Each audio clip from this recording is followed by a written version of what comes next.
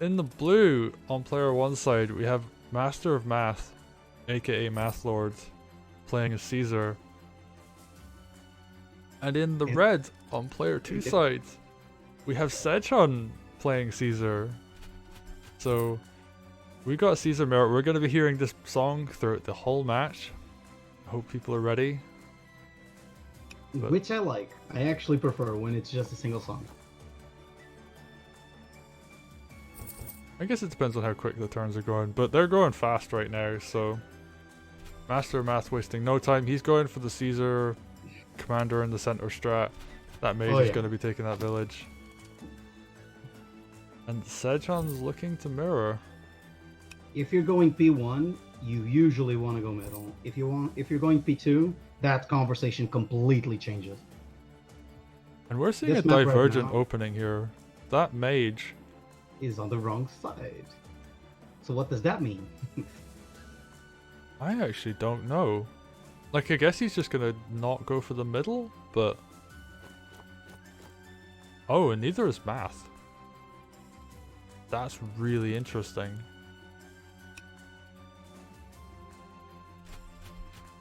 I think mathlord was afraid that he was gonna use that mage to cap that village.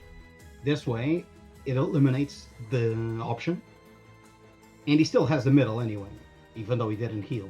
It's just that his ability to pressure the middle pretty much just vanished. There's a bunch of paths that can come through this though. I mean, obviously, like, the obvious one is the mage goes to the west and captures that village, right? But the mage could go to the forest underneath where Caesar is right now. And Sedge's Caesar could push forward into the center. Yeah. Yeah, but he decides to not lose more economy. Because if he does that, then he just loses the top village, right? Well, he would lose the top village, but because he used the swords to capture the village in the bottom right by his headquarters, he actually has an economic lead right now. So this is a very interesting opening on player 2 side. That mage really forced Master to change up the way he was intending. Because for those who don't know, usually what you want to do right there is capture the village that Caesar's on the right of, and then heal Caesar. But because Sedge created that mage at the top, it was threatening the top blue village. So mathlord had to change it up. So this is unexplored ground, I would say. And I love this because we've had so much discussion about pushing middle and how important that is. Like on player 1 side anyway. So for Sedge to just come up with this completely different approach to playing against it is... Oh, it's just so interesting to see this play out. It's definitely a different answer to everything we've been seeing. And that night, this was all thought about before this. This isn't something that is coming up right on the fly, because everything is lining up. It's not just here and there. Everything's going for him. So. Oh, and he even. Yeah, this is that's super so interesting. smart as well because he can't hit the mount. He can't get on the mountain to hit. And he gets the extra groove.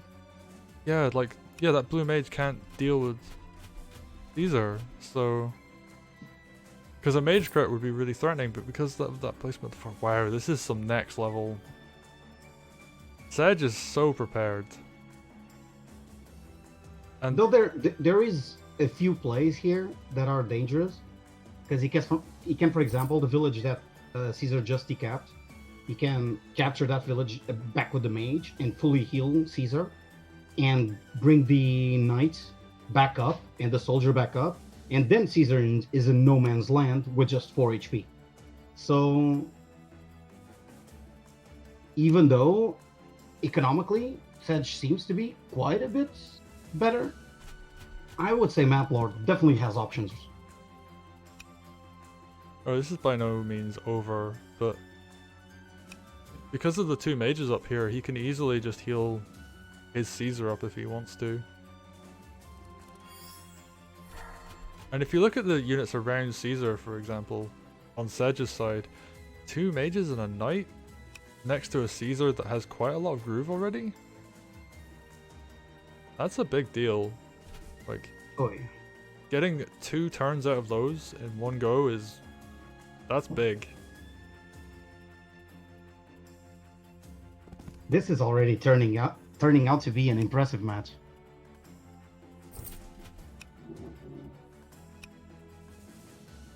Not a lot of units clashing into each other, but a lot of mind games. Oh, and Sedge immediately knows what he's gonna do this turn. Like, there wasn't even like a hesitation from when the turn switched. So, like, how is this gonna play out? Like, and he goes for this Harpy, which I actually like because there's nothing on this right-hand side that threatens it. It can hit the village. It punishes Caesar if he tries to push into that knight, for example. It stops him from attacking the headquarters also, which is important. If he tries to decap the village, it is in range of a crit from the Harpy too. So it kind of takes that option away. So this is very interesting. Alright, we got Sedge healing up his commander. I like that position from the knight. It keeps out of crit range from the enemy knight. Builds a dog? Are we gonna see 2 dogs come out?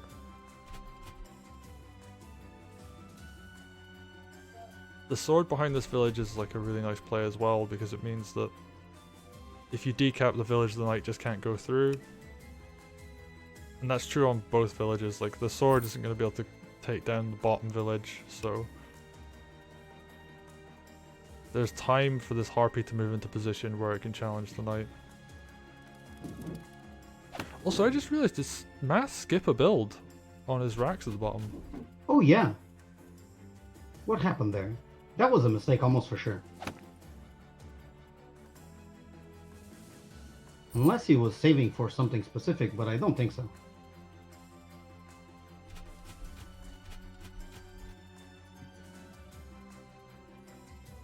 That is really something that shouldn't be happening right now.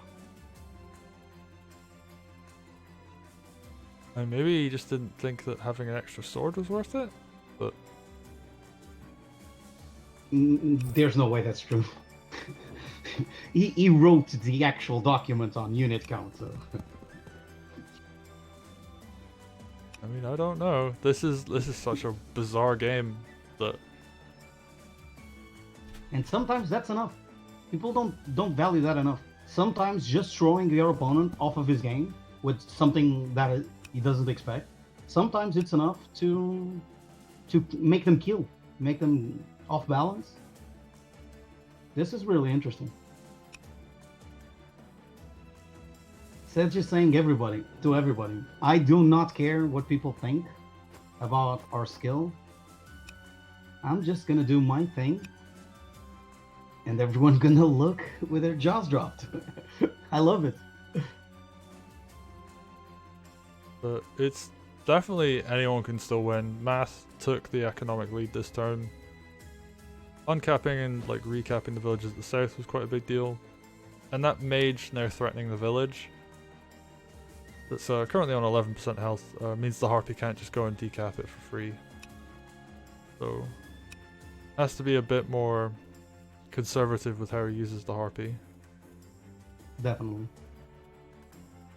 No, never discount mathlord. For those that do not know, he is definitely one of the contenders to win this whole thing. So even if he gets a bit behind for some reason, expect him to play super solid until he gets back into the game. He uses the sword, uses dog even in like quite a nice way. Now it just prevents the knight crit from hitting on the right hand side. Oh, we're seeing village decaps. I think we could actually see Caesar Groove come up from both sides really soon. Yeah, he's just gonna capture those villages. Yeah. He uses By them the as a way- wall now, so it's like, yeah, I'd agree with that play. It's a good one. Yep. By the way, for those who don't know how this map works when you're playing Caesar, this is exactly what you expect. This is how mathlord closed our game when we played.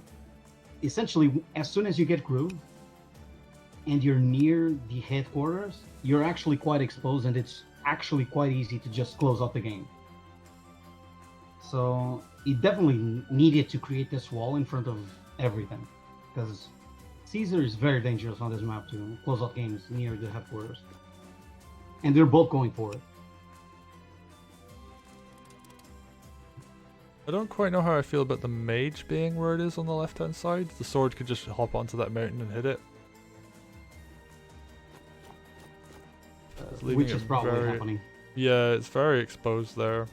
It's a mountain on the side of a road, so that sword isn't even gonna get like super damaged. That's almost guaranteed trade there. Unless mathlord is seeing something that we aren't in terms of a defensive position, because he doesn't want to, or he needs the soldier to be somewhere else. That soldier should be attacking the mage on the mountain next turn. Ooh, I like this archer. It's in range, so like anything that tries to hit the headquarters this turn is gonna get punished by it. Ooh, a balloon comes out. So the back sword is now going to be able to reach the front quite quickly. Sadly, the archer can't quite reach it this turn. They would have had to have built the balloon on the right and the archer on the left of that barracks for that to be viable, but we'll see. Ooh, Math has a lot banked this turn. He made a spear and a mage last turn, that was it. So he gets a lot of money now. Okay, he's being aggressive, hitting the knight with his commander. No fear. No fear. And we're seeing Caesar slightly injured, but I don't think there's enough around him to really like threaten any kind of kill. But he also doesn't have a lot of units around him. Like, sure, he's got these mages, but because of the way that dog is covering the mage in the center, like. Okay, so he just creates a wall. Wow, both of these players really just want to like build a wall, huh? I think they're both kind of farming groove. I think that's a bit what is happening right now. Now, like, this is a really smart play to attack the knight with Caesar, because he is in a situation where he really can't die. Like, even if he attacked with everything, Sedge wouldn't kill Caesar. And Caesar would always be able to go back to the village that's at 70% and pretty much fully heal. So this is actually really smart. Even though there's a lot of units there, those units aren't really a danger to Caesar. One thing I'm curious about up here in the northwest is Math did those two knight attacks and the sword attack. Could Caesar kill an 80% sword on a mountain? This is something I'm not entirely sure offhand. I don't think so. That's 40% reduction, and it's 150 on roads, so probably does something like 80. 120 on roads.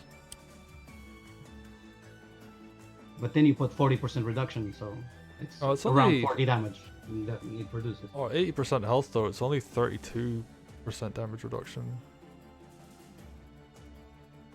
So I don't think so. Yeah, he doesn't kill. Alright, but there's a golem on defense now, so Sedge has to... I'm not really sure, because it's kind of looking like he's getting overwhelmed on the top left, but he has quite a large army in the bottom right. Yeah.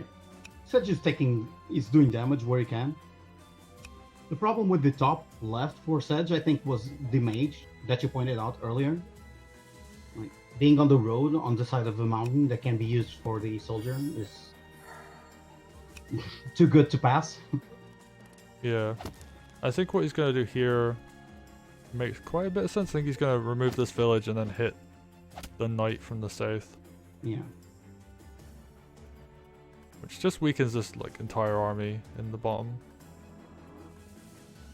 And even though the mage can get to the harpy, you would be sacrificing the mage, and there's way too much for the rest of the units to stay there.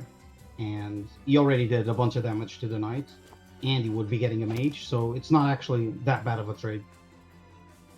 Whoa, that's a lot of things surrounding this Caesar on the bottom right.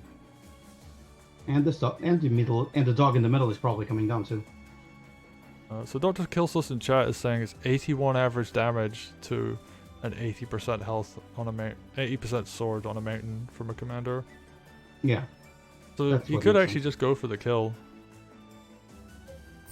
And that would give him Caesar Groove up in the top left. He wouldn't really have much army to do anything with it, but It would also be leaving the Caesar on the road, so he has to consider that. Even though there's not much danger from that play.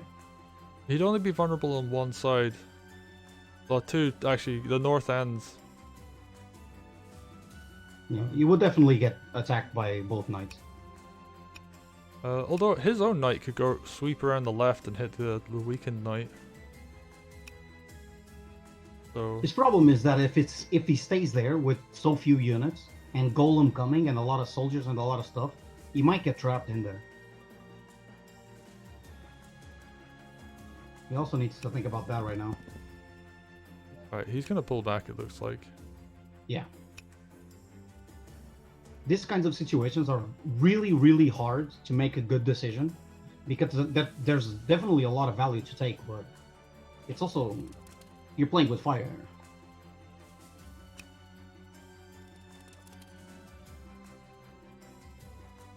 I think this mage is kind of just sacrificed at this point.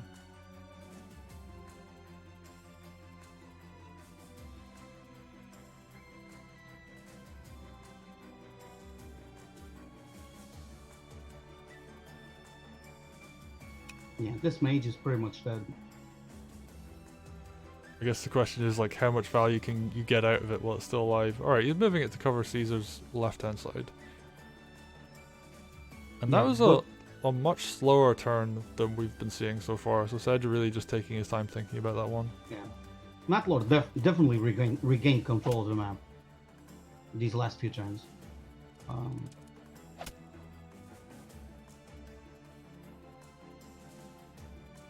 And now he has Groove, which is really important. He does, but he's also in knight crit range. He is. He is, indeed. And that balloon can, in theory, surround. I guess it just depends on where things get moved. Right, move his knight back, which I think is a good decision. Makes another one.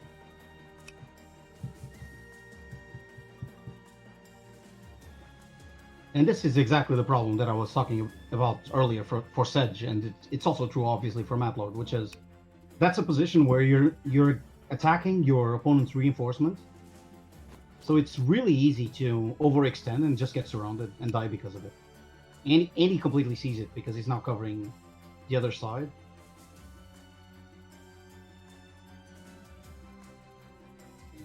If I look at the map quite quickly, I mean, Sedge still has the economic lead. He still has a numbers lead as well. I think it's just he has to have his units in the right place because it feels like he doesn't have a lot on this left-hand side, and it also feels like he doesn't quite have enough on the right-hand side to punish Caesar. And this was what I was expecting. Mathlord goes in. That mage was way too juicy. And those units are defended by the golem. So the first knight is completely defended because he can be replaced by the golem, which, by the way, for the viewers, this is a PSA. The best way to defend your unit is to have the other unit be able to move into the exact square where your original unit that you want to defend is. That way you guarantee you can defend all four sides. Actually, the golem doesn't cover one of them. It doesn't cover the 7 health knight. Yeah. The knight on the right is not defended, but I was talking about the left one. Okay. That is our dead though, and he's actually gonna have Groove next turn, so he's building Groove a little bit slower, but he really needs something to deal with this golem. Actually, thinking about it. Because ideally what Caesar wants to do is use his army, right? So he doesn't want to have his commander be wasted attacking a golem while he has full groove. Oh yeah.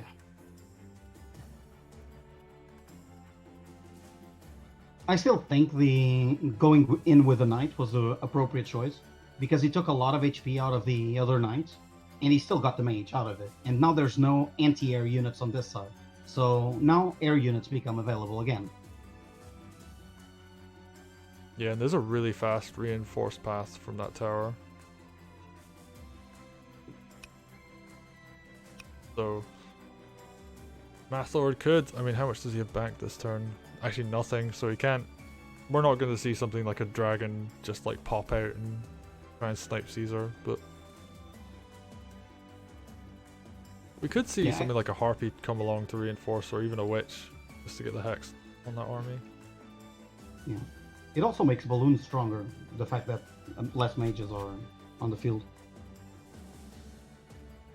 If he ever intends to go for it. As of now, we seem to be seeing most people, the last game was like this, where people really like going for their knights and their golems, those big units, instead of the more common spear spam with balloons. So this is definitely a map that has been changing the more standard playstyles, which is good to see. Yeah, variety is always good. People very much adapting to the maps they're playing on. Okay, so he's going to load some units up into this balloon. Is he going to swing them to the center?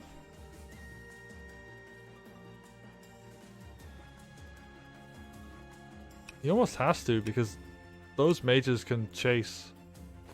I don't know if he has to. This is really dangerous if he moves too many units out of here. I would expect him to recapture the village. So yeah, he does that and heals the dog.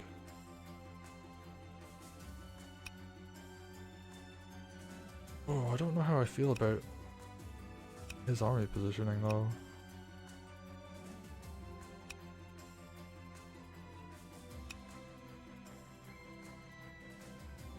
Yeah, this is definitely a complicated situation. And this is what you're in for when you go up against the Sedge, or not a Sedge, with Caesar, with your own Caesar. It is very rough. Ooh, and he just moves them back. Yeah, he just gave up on the balloon idea, which is honestly is the right decision.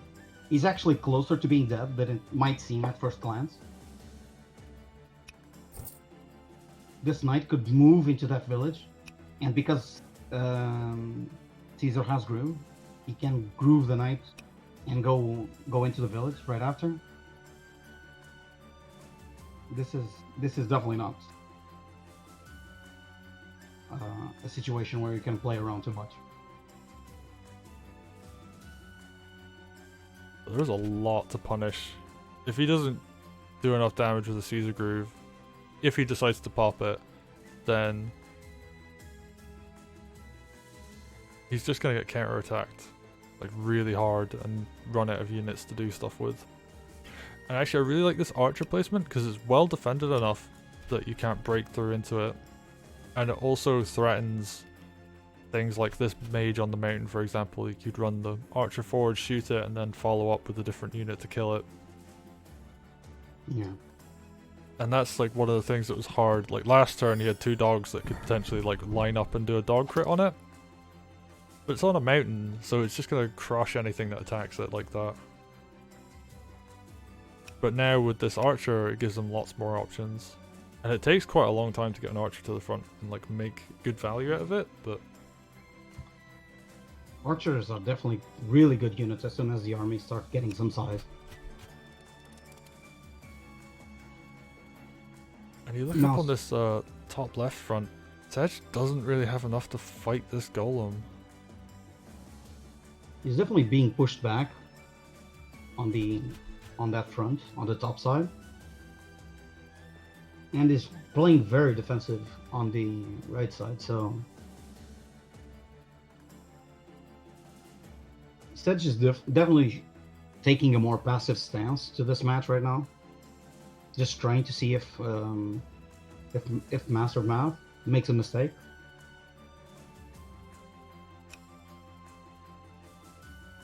And to be fair, he definitely needs it because, as I said, if he hadn't placed those units there, he might have died this turn. So he's really in a complicated spot.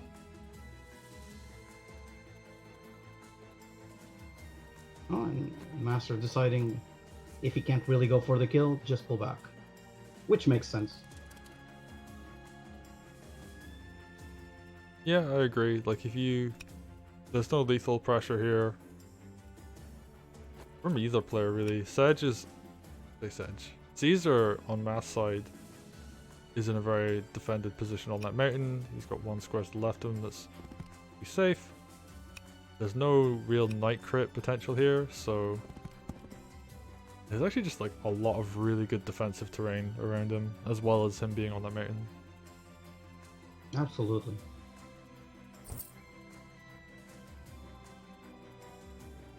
That's one of the reasons why this map usually sees the golems, because there is a lot of terrain on this map, so you really need those beefy units to be able to punch through some of the walls players will place in front of you.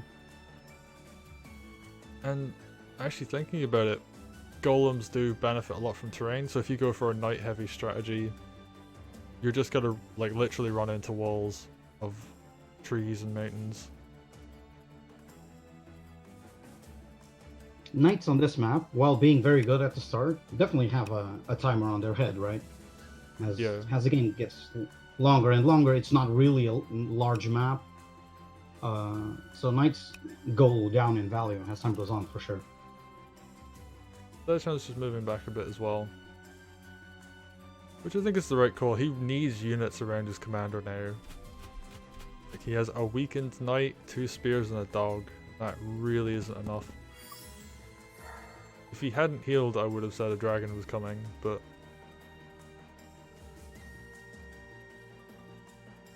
I think a dragon would actually be terrifying on this map, especially given that there's nothing really anti-air wise on that western front.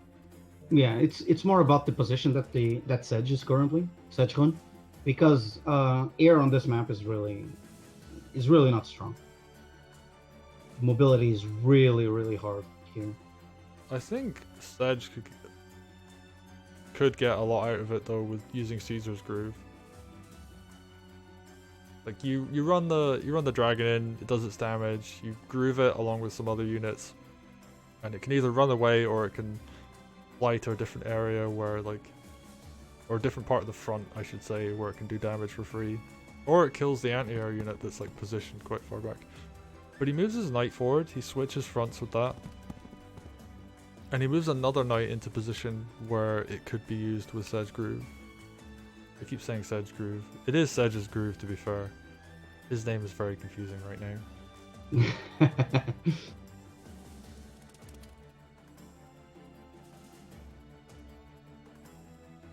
Both players taking very defensive stances around the map, staying more or less to their side of the map, though Master of Math definitely has a lead right now. He has an opposing village, and his own village is currently decapped, so he's definitely in a very slightly better position.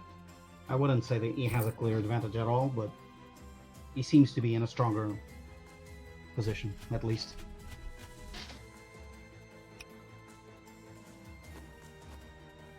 I'm seeing a couple of comments about time in this as well. This game started out very quickly, but we're having these really complicated fronts, and Caesar on both sides is not helping. Both players have to make really precise calculations as to like what they're going to be doing. Like a small mistake just loses you the game. We saw earlier where Sedgehun started placing stuff inside his balloon, where it seemed like he was going to do a switch front, and midway through it just went like, okay, I still need my units here to defend, and that's probably a factor of Caesar having groove there, because he probably halfway through it, he started thinking that, okay, maybe with Caesar Groove he can just outright kill me right now, so I actually need to defend. And that's something that with a lot of commanders you don't really need to think a lot about it, because you know more or less exactly the effect it will have. So Ragnar Groove, sure, he's super strong, but you can kind of think like, okay, he can attack 50% HP with it, and you just account for it for every move you're doing. I think this is game low, by the way. Oh yeah. Yep. Yeah, he lines up a night crit on the headquarters. Sedgehun yeah. has his units just out of position. Exactly as expected. And GG. yeah. And this was telegraphed. Like, I was talking about this exact play like 2 turns ago. Like, Yeah. you cannot move your units away. This is exactly how I lost, by the way. On that Test Your Metal match against mathlord. And yeah, This I is mean, why we don't beat Caesar. I was expecting some like high value damage plays coming out of the commanders, but No. You really need to worry about this specific play. That headquarters seems to be fairly defensive. It's not. Like, you just have to break a village, and he just won. and it could have been either of those villages as well. Yep. Like, he could have ran the mage into the top village there and done the exact same thing. Exactly. So this map with Caesar works like this, which is why Caesar, in my opinion, needs a ban here. yeah, that should have been. And they were both playing for it. I would say less so on Sedgehun's part, but definitely master of math. Yeah. He knew exactly how he wanted to win, right? like from the start, really. And it's The a man with shame the plan. because I think Sedgehun played a really good opening. He just didn't convert it. And we have Master of Math in chat saying he saw it a few turns ago. Yeah, there should have been like something blocking that right hand side. Yeah, we were talking about it like 2 turns ago, when he moved everything into the balloon, and then he went like, okay, I need to keep my stuff here, and that turn he defended. But then he probably just forgot. It's really easy to just lose like this. This is why you ban Caesar. Because you look away once and you're just dead. Well, good game to Master of Math. He advances out first in his group. So he will be not facing TFJ up until, I think, the semi-finals, potentially, if they both continue to win. So, yeah. He still has more matches before that anyway, so... Still has some more matches before that. He also avoids any kind of tiebreaker, which I think a bunch of other people are going to have to do. Oh yeah. So Master of Math is only going to be playing best of 3s from this point. Playoffs, next phase is already best of 3s? Yes. The tiebreakers aren't, but the actual, like, what Playoffs we are. would consider the round of 16 will be. Also, I'm just going to say good game to mathlord, and that will be the end of this video. Yeah, good game, guys.